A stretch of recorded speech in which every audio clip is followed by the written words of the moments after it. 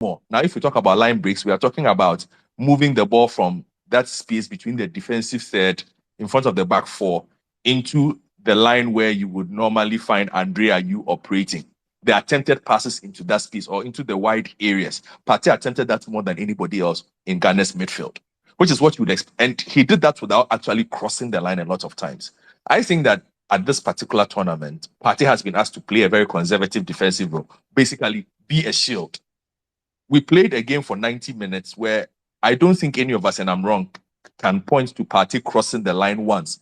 Even at the times where Ghana were ball dominant, where you would expect Partey, who is more comfortable on the ball, to actually step out and dictate the terms of play. Partey did not do that. He kept it very simple and actually stayed in front of the back four.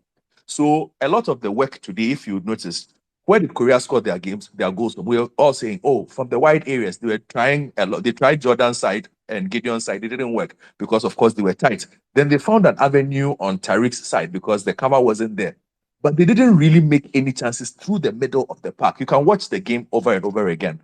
So that's Black Stars. He's not a player that you keep in the center and cross the ball and expect him to head.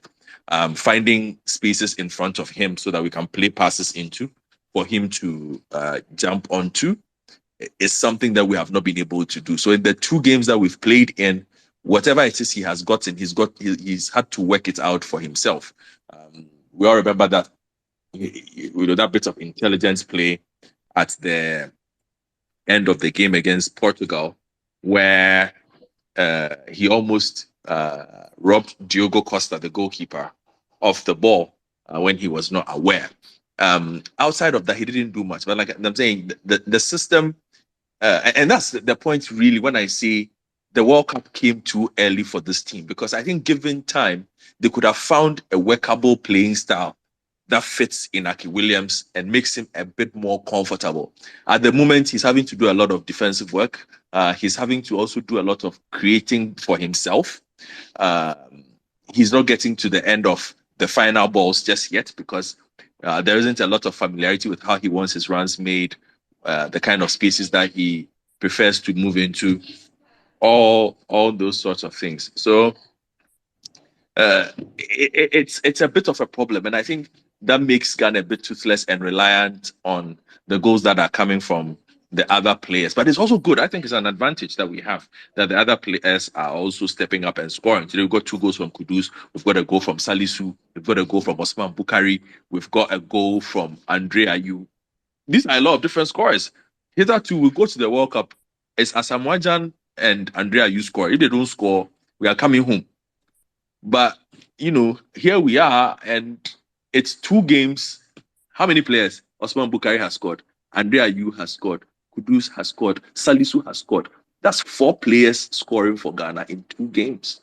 I think that is really, really interesting. Something that we should look at, how the goals are also being spread around the team. So those are my initial thoughts on the Inaki Williams situation. I just think it's a lack of familiarity. Zakaria, what do you think?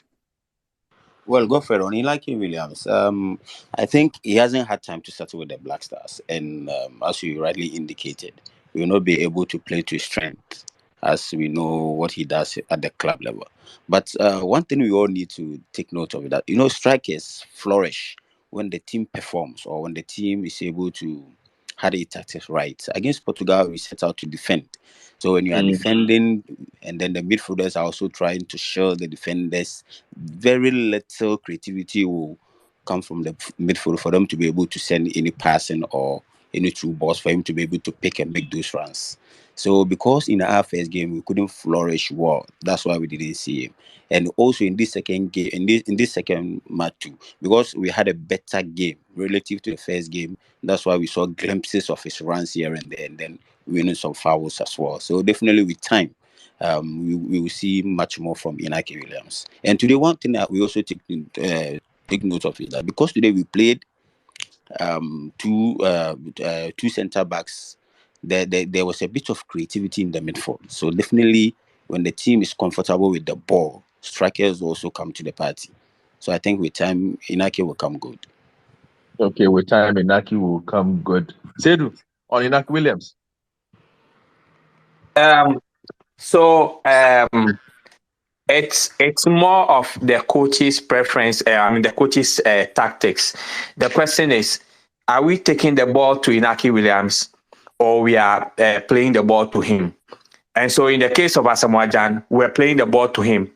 So if you see, check the goal we scored against 2015 against Algeria, when that minister described it as one useless pass to Asamoah Gyan. So if we are giving the ball to him, it means that we should be doing between 30 to 45 yard shots to him. But if you look at the players we are playing, we have now, they are not players that will shoot the ball to him. They are players that want to take the ball to him. Because Andrea, you want to have about 3 touches before he pass. Kudus will have same. Jordan will have same. And these are the players we expect to give the ball to Inaki Williams. There's no way they will shoot the ball to him. They want to take the ball to him. But from what I have observed from him in his few games with the team, he wants the ball to be shot to him, not to be given to him, because he takes on as soon as you get the ball. He takes off as soon as you get the ball. He takes off as soon as Jordan gets the ball. He takes off as soon as Andrea gets the ball. But the moment a striker takes off and the midfielder decides to do 1-2 catch before, you destroy the runs. So if we check the one Asamoah Gyan played with Kojo Asamoah, when he played with Mubarak Wakaso, when he played with Michael Essien, the moment he does the dash, the ball is taken, is shot to him, whether 30 yards, whether 40 yards, whether even 50 yards. They know Asamoah Gyan has strength up in the air, has strength down on the ground. So whenever the ball comes, Asamoah Gyan also has a very good first touch. And his first 2 touches are so good to the extent that he either shoots to score or gives another pass. This is the strength I think we have not been able to make of Inaki Williams. And I think the coach would have to work towards that. If he has to work towards that, then we need that player to do that ball to him. And for me, this is where Partey comes in again. Because from the players that we have, I think the only player that can give that 30, 45 yards pass is Thomas Partey. Beyond Partey, don't see any of our players, and probably Trey. Kudus will not do it. Jordan will not do it. And Andre will not do it. So if you want to play to the